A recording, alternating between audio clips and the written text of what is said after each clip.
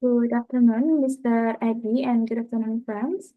So, in this video, we will present our final project on efficient network implementation for Internet Cafe in Monasnet. First of all, let us introduce ourselves first. My name is Artini Artalia with three last digit of student number 072 and my team. My name is Ketut Dian Suryasih with last three digits student number 031.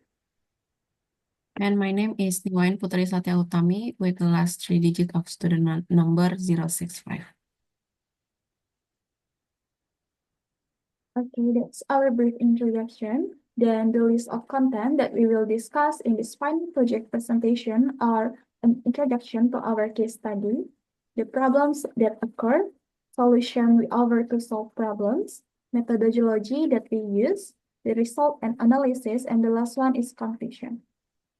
Okay, let's dig right into the first part, which is introduction to our case study. The development of the network technology provide a great opportunity to overcome various challenges faced in managing internet connection. With the implementation of right solution, the network can be optimized to support first needs, both for light and heavy application without always relying on increasing internet capacity. This is especially relevant for small business such as internet cafes, where network efficiency improve performance and provide a better experience for customers. Monasnet is an internet cafe located in Pulau Menjangan Street, Banyuning, Singaraja. Monasnet provides 10 computers for customers. Monasnet is facing the problem of a slow internet connection.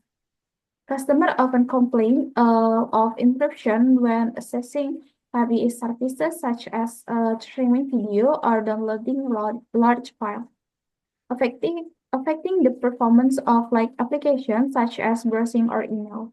This leads to an unsatisfactory user experience and impact overall customer satisfaction.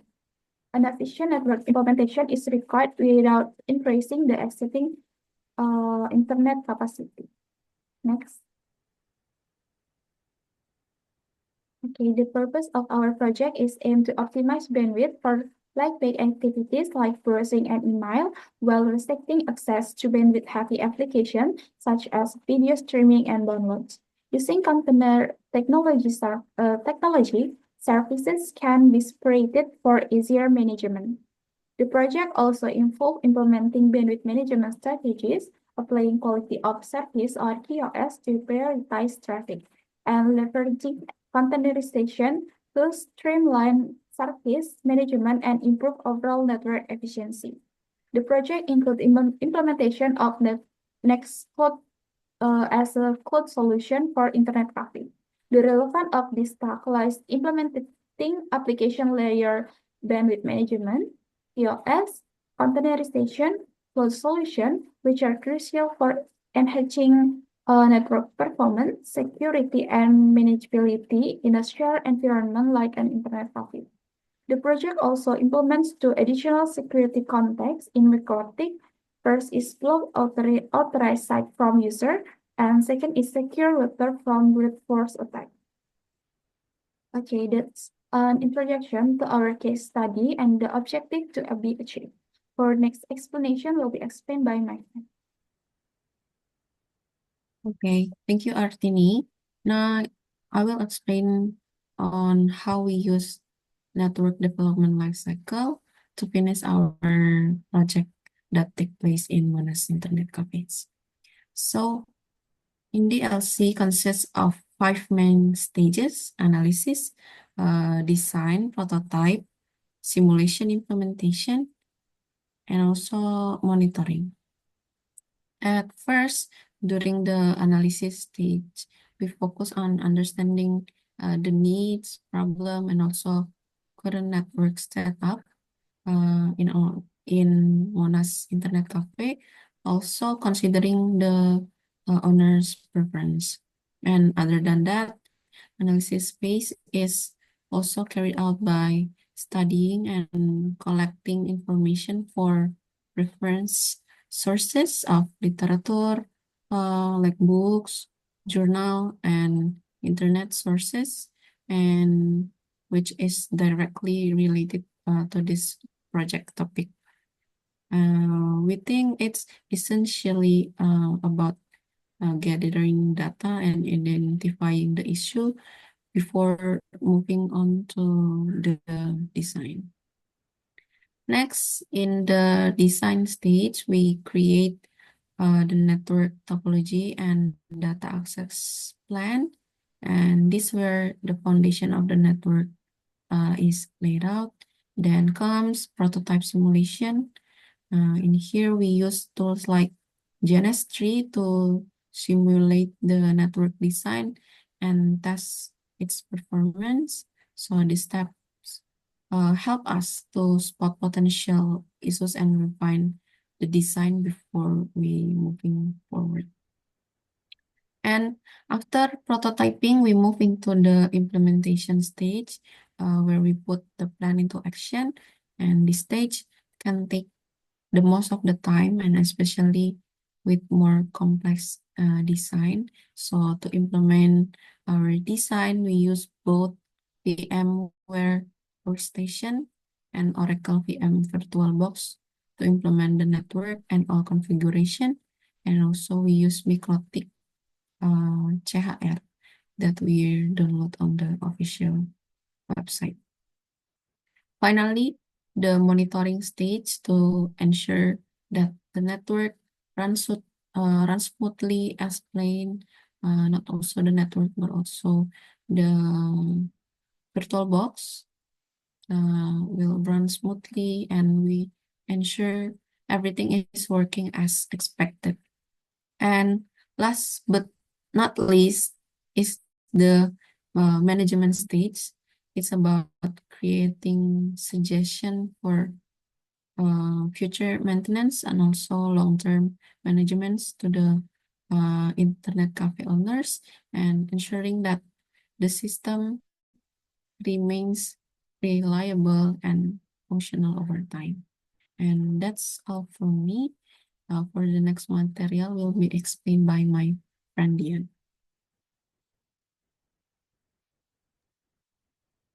Okay, thank you, Uta. So now I will explain about the topology.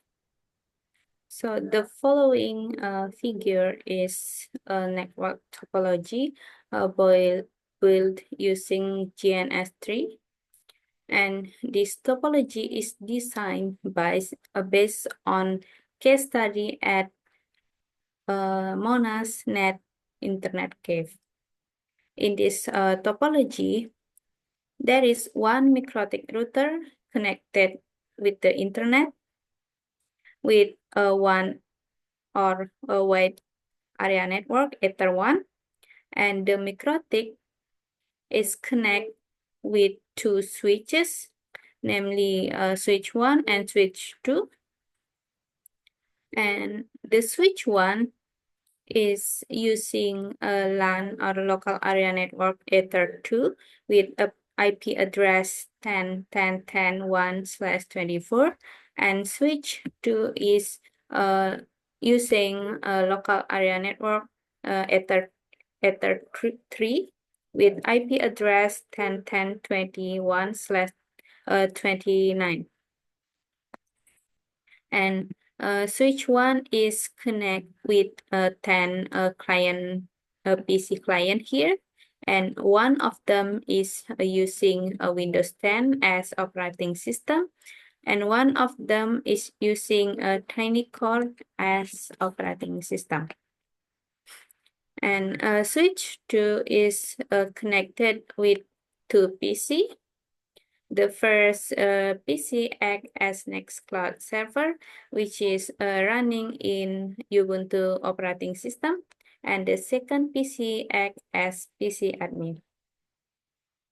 And Windows 10, Tiny Core, and also Ubuntu operating system are running in VirtualBox, while GNS3 server or GNS3 VM is running in VMware. So that's all about topology. For the next material will be present by my friend Artini.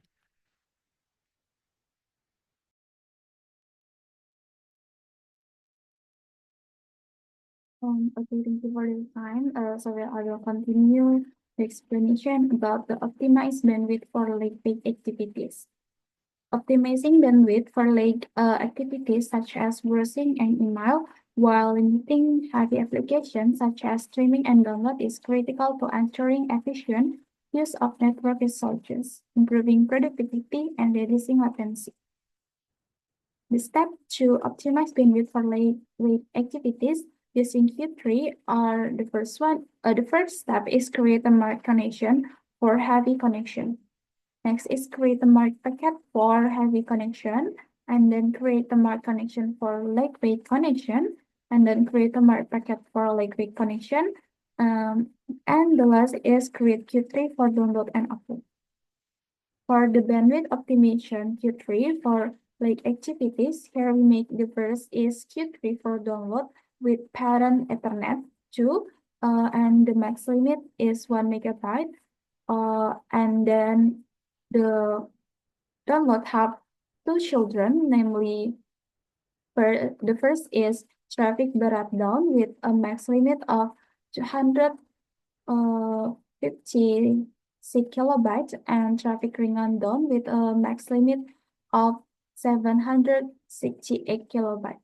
For the second Q3, namely upload with parent Ethernet 1, and the max limit is 1 megabyte, and two children, namely traffic berat up with a max limit of 256 kilobyte and traffic ringan up with a max limit of 768 kilobyte. Next. Okay, after bandwidth optimization, internet usage activities such as streaming and browsing show more efficient result in network resources allocation. However, when video streaming activities are carried out simultaneously with intensive browsing activities, so there is a slight decrease in streaming speed.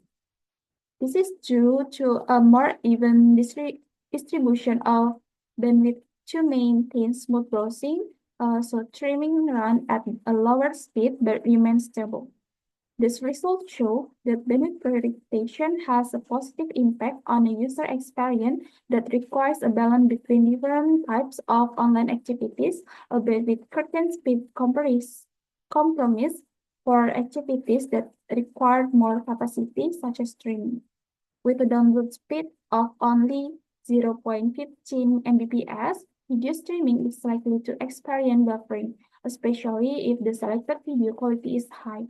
And bandwidth optimization will try to allocate resources to keep browsing activities running smoothly. As a result, video streaming will run slower if done at the same time as browsing. At this speed, like activities such as opening web page or social media can still run even at a limit speed. Optimization will help stabilize these activities by dividing bandwidth as needed. Okay, next. The next explanation is about restrict access for application using Q3. Effective bandwidth management using quality of service give priority to certain type of traffic.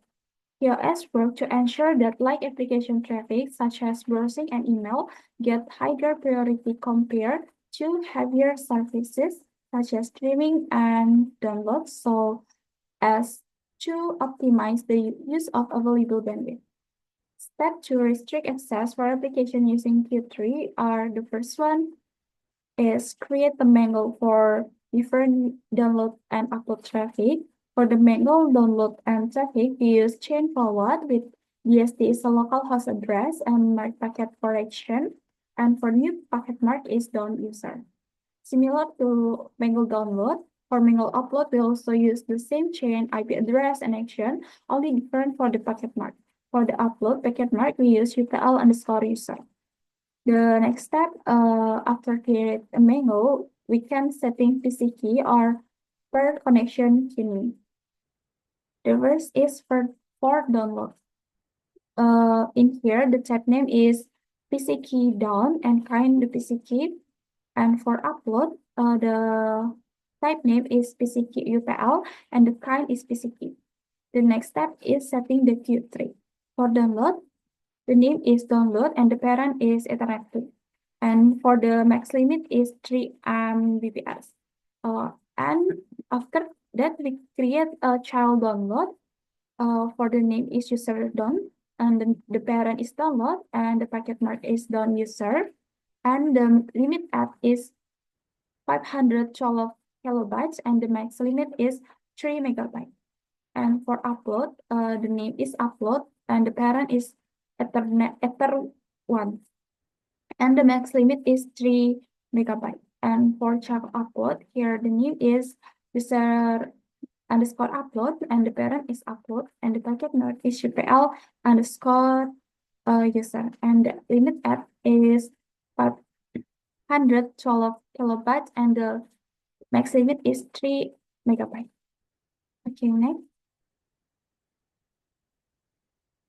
The result is before implementing bandwidth management, as we can see here, download speed is the maximum data speed that can be received from the internet to the device of 37.70 Mbps, and upload speed is the maximum data speed that can be sent from the device to the internet, and the upload speed is 34.37 Mbps. And after implementing Q3 bandwidth management, the download speed is 2.88 Mbps because the max limit for download is 3 Mbps. And the upload speed is also the same because we also implemented a max limit for upload is 3 Mbps. Okay, that's all about the optimized bandwidth for lightweight activities and restrict access for application using Q3. For the next explanation will be explained by my friend. Okay, now I will explain about how to secure router from brute force attack. So, the purpose is to protect the network from the unauthorized access that could lead to data theft, service disruption, or takeover of router control.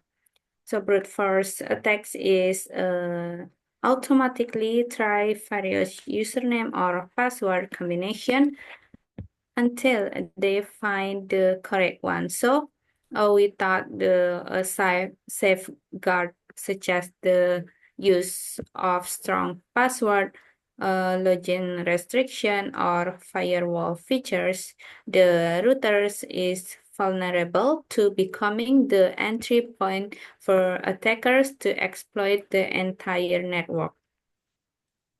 So to secure a router from brute force attack, we add 5 rules here in microtic firewalls.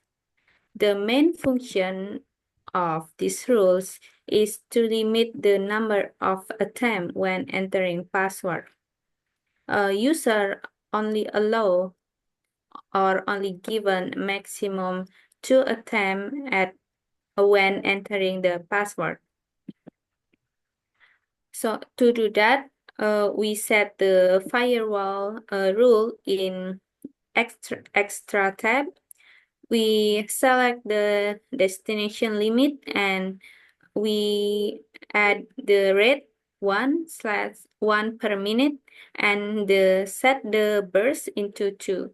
It is mean that if we attempt a wrong password 3 times, user won't be able to attempt again and need to wait 1 minute until they can attempt again.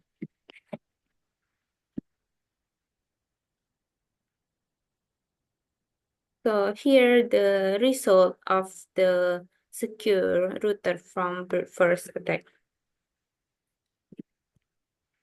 After all the rules that we created before done, to test the rule, we can type the and crack main user admin main p pass.txt the IP address p 10 I'm sorry 10 10 21 23.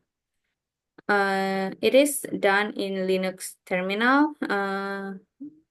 You can do it in Ubuntu or any other Linux operating system. So in here, the pass.txt, it is a file that contains a lot of password that will be used for brute force attack. And the port 23 is a default port for the telnet. And after we test the brute force attack using Ubuntu, we can see the result here in Microtik. So the figure is show the result of securing routers from brute force attack. The result on the terminal here contain message system error critical login failure for user admin from IP address 10.10.24 via telnet. So it is also include the date, also include the date and also the time the attempt is done. So that's all about brute force secure router from brute force attack. Next, I will explain about the block unauthorized sites. So here we set the new firewall rules to block an authorized site. Here, in this case, we use bola.net site. So how we do this? We need to add new firewall rules. And in tab general, we need to set the parameters chain into forward and then the source address into 10.10.10.0/24, or it is the local network in our device. And then we go to the tab advanced and fill the content into bola.net. So it is the site that we want to block. And now we can go to the tab action and then fill the parameters action with drop. After that, click apply and OK. So the firewall is the rules is already implemented. So here the result. Here the result before we implementing the rule. We can access the bola.net sites. And here the after we implement the block on bola.net sites. So that's all about blocking unauthorized sites. For the next material will be present by my friend.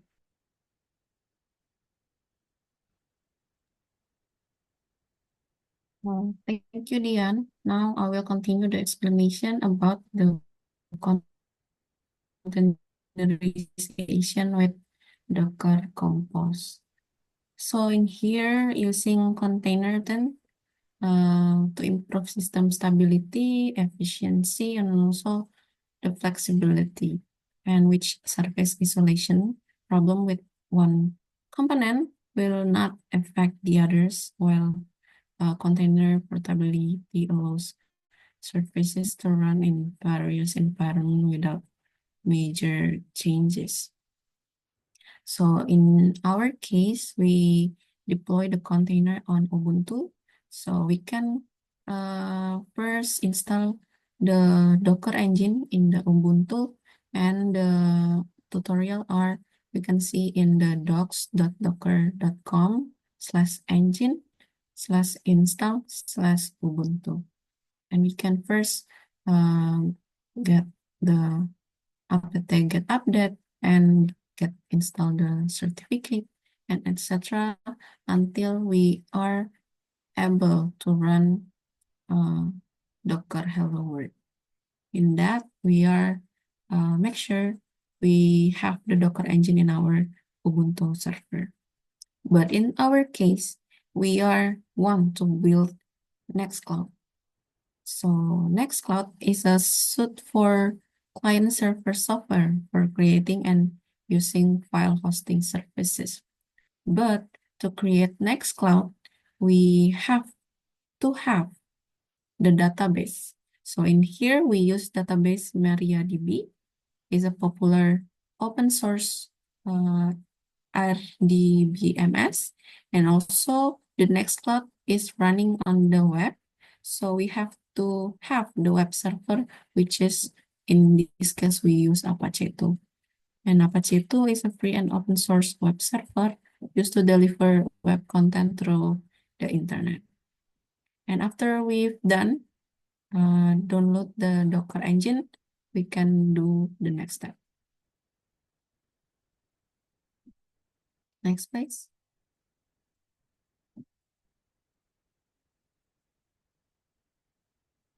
In here, first we have to make a folder named Nextcloud. So in the folder Nextcloud, there are consists of 2 folder, data and datadb, and also 1 file named docker compose.yml.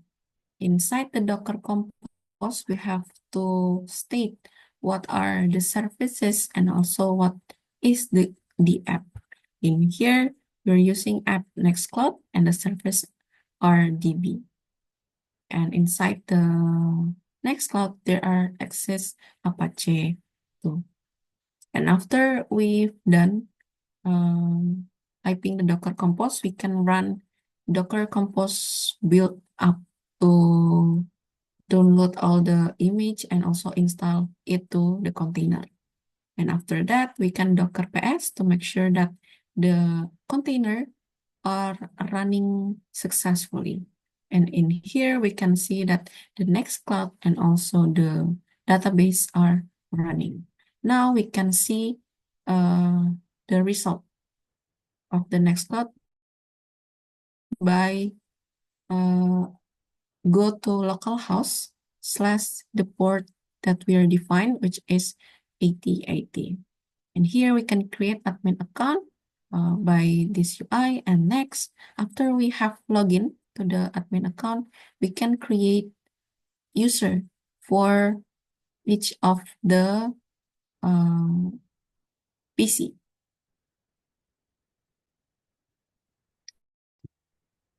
By doing that, we can go login with the admin user and we can make 10 user according to the PC nominal from 1 to 10. And after that, we have to make sure that another PC or the client PC is able to access the Nextcloud. Next, we can open the PC by client PC here, and we can access it by using the IP of the server and also the port 8080. We can fill the account name, which is PC3, and password that will be given. If the login is successfully, user in the client side will be able to use the Nextcloud.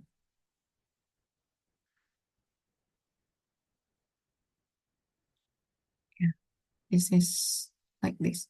So in here, we're not pre-install a bunch of apps. We just want to show that it is likely possible to run Nextcloud under Docker, and we're for future implementation, maybe for the owner want to add some apps that we will show it how to do it. Next, to sum up our presentation, I will state what are the conclusion. Here we have 5 conclusion. The first one is optimizing bandwidth for lightweight activities. So by giving 768K max for light connection and give 256K max limit for heavy connection, we are able to prioritize activities such like browsing. And second, restrict access for app using Q3. So we are able to restrict heavy activity like streaming YouTube. They can be done if there is bandwidth that is not being used by light activity. So because we set the high heavy activity with the lower priority. Third, we are secure router from brute force attack. So we are setting the rule for securing router from brute force attack by adding new rule on microtic firewalls that contain maximum 2 attempts in 1 minute. And after that, if they are not correct, we will write the IP address and also can attempt again for 1 minute. And then we're blocked unauthorized site. Able to block unauthorized site in this case is the bola.net. And another case, maybe we can also block website for Juno.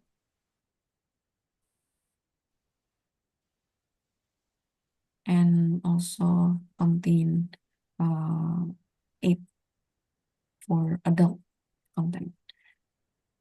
Last is container technology to separate service. So we are separate the service Nextcloud and the database MariaDB and also Apache to improve efficiency, flexibility, and also scalability. And that's all of our presentation. Thank you. I will give back to Artini. Okay, thank you, Uta and Dian, for the explanation. So here our documentation while we doing an observation and also interview in Monasnet.